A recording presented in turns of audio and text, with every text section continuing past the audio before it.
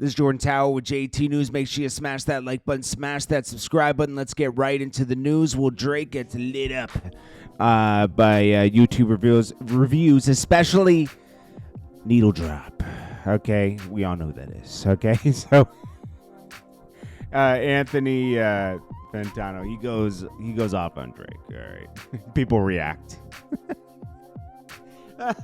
The craziest thing I think he said was he was so bored by the record he has to hook up like a car battery to himself.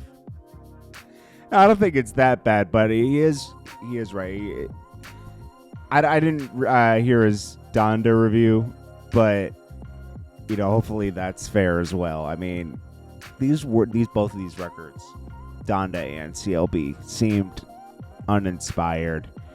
And they even though we get a few tracks on this, it's like another Darkling demo tapes too. This isn't an album. I don't know what's going on with Drake. I mean, this just isn't it. Unlike Anthony didn't like Views or anything. I like Views. It was different. He was changing it up. Scorpion was okay to me. That was kind of a mess too. More Life was it's like but Drake always comes through with a couple songs that are like Nonstop and stuff like that I'm not getting that on this album. I'm not getting a Nonstop. I'm not getting, I'm getting just filler records that I'm having to live with, and he's giving certain tracks like, oh, I'm sick of Drake talking about this and that. He was going to listen to his review on YouTube to get the full experience, but he was going off and lighting him up, man. And of course, Drake fans were triggered. They were like, just like a lot of y'all, Fantano is insanely biased against Drake. Now he is he doesn't like Drake. That's obvious, but I gotta say, and I have no bias against Drake. I mean, I think a lot of stuff he does is good, but this record right here was a mess, and everyone's gonna have a complete mess in their career. And this was a complete mess because I can't even get half the album. That's like, okay, this is good. Half of it's good. I'm not even getting that on here. I'm glad Nas dropped King's Disease 2 because I had to put together my own CLB with a compilation of all the music he put out since 2020 and just make my own CLB playlist. And that's cool. Kanye, there's nothing on there that I want to be like, yo, I'm going to play that right now. Now, they did determine what the single is going to be with Kanye. Obviously, we know that. I thought it was that thing you released. What's it called? What's that song called you released? Where he lights himself up. Here, let me get the right song title for everything. Come to Life. I thought that was a single because he put this video together. But actually, it's going to be Hurricane, which is probably one of the best records off the album. You got Off the Grid, Hurricane. There was a couple more. What is it? I don't know them all by Moon. That's a good one. What's another one? Is it Junior? I don't know. There was a couple on there that I was it New Again? See, if New Again, this is the one he should have kept Chris Brown on, and he should have put that Andre record on here. Yeah. Everyone's like, yeah, it's supposed to be for the whatever deluxe. I'm so.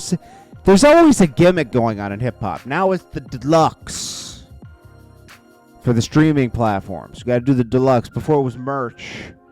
Before it was selling tickets with your, it's like I'm sick of the gimmicks. Like, just put it out, man. You guys are so big. You don't need the gimmicks. You're not like, whoever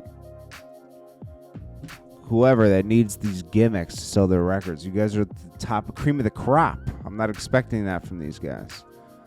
There's a couple other ones on this. I should make that playlist so I know exactly which ones I go to listen, but I don't know, man. I can't believe these guys miss so much on these records. It's It's amazing to me. They don't let the GDs in the door. Oh man. Everyone likes pray. What was it? Pure Souls. That's just because Roddy Ricch is on it. Let's be honest. I thought that was going to be a single. You know, it's funny that he didn't film one. Him and Kanye were posing around a Cullinan. It's like, why didn't you just film it right there? Like, it doesn't have to be these, especially with Kanye, it doesn't have to be these crazy videos. Like, we got to get so crazy. Then we got Mike Dean, and he's talking about the process for the album. It's like, dude, I wish he kept it a little more serious, because when he left after the second, was it before the second session happened or after? I can't remember. Maybe it was after. I think it was after the second one. Yeah. Mike Dean left, and he was like, yo, F this, toxic, da-da-da. And then he says, I wasn't talking about that. Yeah, you were. Mike, they locked you in a jail cell in Mercedes-Benz Stadium, and you were getting the same effect that a jailmate gets for being in the hole. You were in the hole. And he was going quiet. I'm sure he's like much better now mentally after being locked in a cinder block room. But he says, people were joking that he was kidnapped and all this other stuff. He says, what does he say? It was interesting.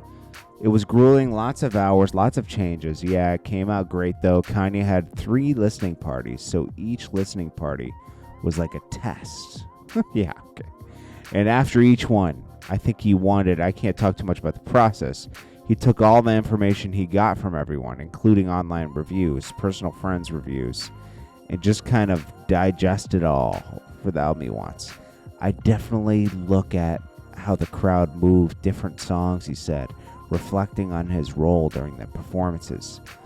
I was just up on a house, maybe 4 layers up, next to the top layer, running the songs off my computer. Mike Dean is a genius, though. Mike Dean, I wouldn't say genius. He's great. Genius is I hate using that word. I don't even know why it came out of my mouth.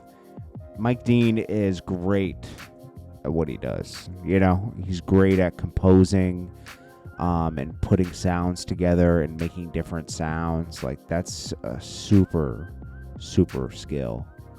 And he's great at what he does. And Kanye truly benefits from that. But